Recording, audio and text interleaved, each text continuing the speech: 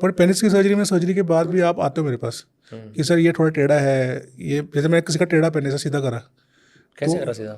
Surgery होती है उसकी। तो somebody has a very very twisted kind of a penis, कई बार रोटेशन होती है, टेढ़ा होता है, ट्विस्टेड होता है, बेंड होता है, तो हम उसको सीधा करते हैं। और ये कैसे अगर आप लेमैन टर्म्स में समझा सकते हो, how do you do it? तो लेमैन टर्म्स में दो तरह से होता है। तो फॉर एग्जांपल किसी का पेनिस ऐसे टेढ़ा है तो या तो हम उसको स्टिच लगा सकते हैं यहाँ पर सीधा करने के लिए, या हम यहाँ पर कटिंग करके कुछ ग्राफ्ट लगा सकते हैं उसको। तो ग्राफ्ट्स आते हैं बहुत तरीके के, हार्ट के बने होते हैं, स्किन के बने होते हैं, डेड बॉडी से बने होते हैं, कैडावरिक ग्राफ्ट भी आते हैं। तो वी पुट दो ग्राफ्ट्स। तो अब वो सीधा तो हो गया, पर सीधेपन में कई पेशेंट कहते नहीं मुझे बिल्कुल 0 डिग्री चाहिए, हमने 10 डिग्री सीधा कर दिया, 5 डिग्री सीधा कर दिया, तो देन रिजल्ट देना पड़ता है। तो इसलिए पेनाइल सर्जरीज में इट इज़ एन आर्ट, क्योंकि आपको रिजल्ट भी देना है प्लस आपको ठीक भी करना है। वो हो सकता है कि उसका 40 डिग्री था, कई बार लोगों का इतना भी बेंड होता है लिटरली। सीरियसली? तो they can not enter inside, वो इसका हुक, मतलब आप वो जा ही नहीं सकते अंदर। ठीक है, नहीं इसमें हंसने की बात नहीं होता है, तो किसी की मजबूरी है क्या। नहीं आई नो, लेकिन देखो एज अ नेचुरल वो देखो, मैं तो हंसूंगा बिल्कुल, बट किसी का हुक है और वो नहीं एंटर कर पा रहा है तो उसकी ज़िंदगी में प्रॉब्लम है। अब उसको हम लोग 90 से 0 करते हैं, तो it is a big surgery. But you tell me, how are the arousal muscles and everything else intact when you are doing it like this? आप हुक को सीधा कर रहे हो सीधा? हाँ सीधा करते हैं, तो दैट इज़ द आर्ट ना, बिकॉज हमें पता है कि कौन से मसल्स कट करने हैं, कौन से नहीं कट करने हैं, क्या ग्राफ्ट लगाना है, कैसे टिश्यूज़ को बचाना है, कैसे रिपेयर करना है। इसीलिए फ़र्क है ना यूनानी में और साइंटिफिक में, क्योंकि मैं आपको इलाज दे सकता हूँ, यूनानी में मल्लम मिलेगा, वो मल्लम कब तक लगेगा, क्रीम मिलेगी, ऑयल मिलेगी, माजून मिलेंगे, ठीक है, शहद मिलेगा, ठीक है, महंगा सोने का भस्म मिलेगा, पर होना कुछ नहीं है उससे, ठीक है। ट्रीटमेंट के हिसाब से ही होगा। But tell me more about this hook surgery. So आप from someone comes to you with a hook, and this is a flaccid hook also? This is a flaccid and erect hook, but mostly more prominent in erection, मतलब erection में ज़्यादा दिखता है। Okay. तो होता क्या है, ये जो हुक्स है ना, ये 3 तरह से होते हैं। एक ही हुक होता है कि किसी को पेरोनीज डिजीज़ है, पेरोनीज, तो पेरोनी डिजीज़ मतलब कि लिंग के अंदर गांठ बन गई है, ये डायबिटिक्स में होता है। ओके। तो लिंग में जो ब्लड सप्लाई है ना, उसमें गांठ बन जाती है। जैसे आप घी और शक्कर मिलाओगे, क्या मिलेगा, बॉल मिलेगी। करेक्ट। किसी की शुगर बहुत हाई है तो क्या होता है कि देयर ब्लड बिकम्स लाइक चाशनी, उनके ब्लड में बहुत हाई शुगर होती है। पेनिस में से शुगर तो जब पेनिस के आर्टरी में शुगर जाती है तो इट फ्रीजेज देयर, तो वहाँ पर वो गांठ बन जाती है। तो गांठ बनेगी तो वो गांठ पुल कर लेगी सब चीज़ों को अपनी तरफ, तो पेनिस ऐसे हुक हो जाता है। तो अब हमें क्या करना था, उस गांठ को मेल्ट करना है। तो उसके इंजेक्शन भी होते हैं, दवाइयाँ भी होती है। नहीं काम कर रहा तो we have to cut it out and cut करके सीधा करके जो गैप मिला है उस गैप के अंदर में नया टिश्यू लगाना पड़ता है। अच्छा, वो तो सारा स्कार टिश्यू हो गया। स्कार टिश्यू को निकाल दिया, सीधा कर दिया, और फिर स्कार टिश्यू को हम रिप्लेस करते हैं। What about all the arteries and the veins in the वो बचाते हैं, दैट्स द ट्रिकी पार्ट। वो माइक्रो सर्जरी होती है। So we save each and every artery, we just remove और shave away all the scar tissue and then we straighten the penis. और जो gap है उसमें ग्राफ्ट लगता है, मतलब आर्टिफिशियल टिश्यू। अब वो ग्राफ्ट हम मुँह से ले, मुँह की खल भी ले सकते हैं। कई बार हम लोग आर्टिफिशियल ग्राफ्ट भी आते हैं, जैसे बोवाइन पेरिकार्डियम होता है। बोवाइन पेरिकार्डियम मतलब जो काउज होती है, उनका हार्ट जो होता है, उसकी हार्ट की कवरिंग उसको फ्रीज कर लेते हैं, उसको उसमें सारे सेल्स निकाल लेते हैं, एंटीजन खत्म कर देते हैं, और उस सेल को उस टिश्यू को लगाते हैं। तो that tissue is like the heart, तो ब्लड की टिश्यू है ना, तो वो बचा लेती है उसको। तो वो ग्राफ्टिंग होती है। तो एक तरीका ये है। फिर एक होता है हाइपोस्पेडियस, 2 छेद वाले, जिसमें छेद यहाँ नहीं यहाँ है। तो छेद की वजह से क्या है कि वो पेनिस को खींच लेता है।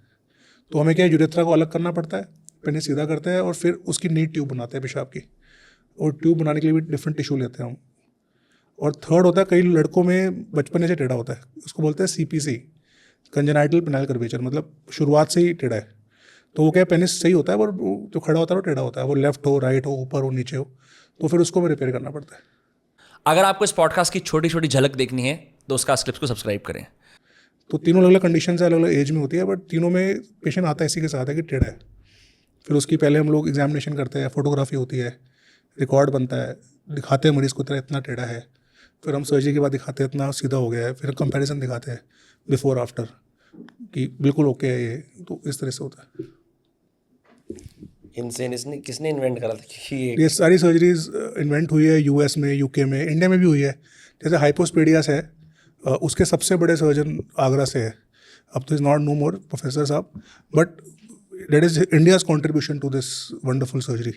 तो बहुत साइंस है इसके अंदर, मतलब बहुत सालों में लोग ठीक होते होते। It's so tricky. आपने बोला स्कार टिश्यू निकाल के नया टिश्यू लगा, और जो बंदा करा रहा है सर्जरी उस पर कितनी दिलेरी है, वो इतने बड़ी दिलेरी क्या, उसकी लाइफ वैसे ही ख़राब है, नहीं कराएगा तो क्या करेगा, ऐसे जीता रहेगा और क्या होगा।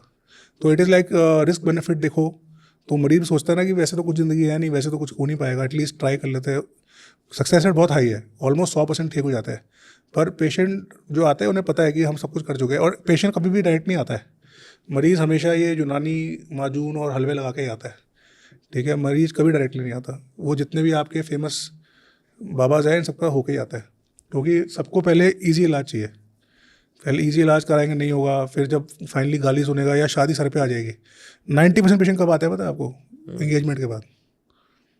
जब एंगेजमेंट हो जाता है ना, पता चलता है अब तो करना ही पड़ेगा, अब तो आगे घर वाली बस 6 महीने में, तब आता है सबसे कॉमन कि डॉक्टर साहब पिछले 4 साल से इलाज करा रहे थे, अब तो एंगेजमेंट हो गई है, अब शादी अप्रैल में है, बताओ क्या करना है। अब फरवरी चल रही है, अप्रैल में शादी है, और मेरे को दिए 10 डेज ठीक करने के लिए, और बाबा को दिए थे 4 साल, और मेरे से 10 दिन में, क्योंकि मैं डॉक्टर हूँ तो मेरे से कंप्लीट क्योर चाहिए। तो ये प्रॉब्लम है हमारे देश की। और आफ्टर केयर कैसे होती है? जैसे फॉर एग्जांपल मान लो if someone gets surgery done and अभी सारा एरिया सेंसिटिव है and suddenly they get arousal and you have chances. We have medication for that, तो ऐसे नहीं है। तो सर्जरी के बाद हम दवाई देते हैं कि इरेक्शन ना आए, तो there are lot of medications which can prevent erections. तो एंटी टेस्टोस्टेरोन भी होती है। रियली? तो we have medications that prevent erections, तो हम दवाई दे के रखते हैं ताकि इरेक्शन ना आए। तो वो ध्यान रखते हैं। तो पहले 15 डेज इरेक्शन नहीं आते, टाँके वाके भर जाते हैं, हीलिंग हो जाती है, फिर धीरे धीरे इरेक्शन स्टार्ट कराते एंड हैं। Is it painful? नहीं, पेनफुल नहीं है, we have very good medication nowadays. तो पेन तो सर्जरी है तो ऑब्वियसली कुछ कटेगा। How did you get into surgery yourself? Like you could have chosen so many other fields. I was fascinated by this branch, मतलब मेरे को तो फैसिनेशन था शुरू से। तो I loved the entire idea of being a surgeon. तो मेरे को तो डे 1 से शौक था सर्जरी का, कि कुछ वो कि सर्जरी, मैं आई बीन एन आर्टिस्ट, मतलब शुरू से मेरे को पेंटिंग का शौक था बचपन से। तो I felt very drawn to handiwork, मतलब जैसे ना क्राफ्ट्स। तो when I was doing MBBS, तो आई रियलाइज कि no, this is where I enjoy and I love my work.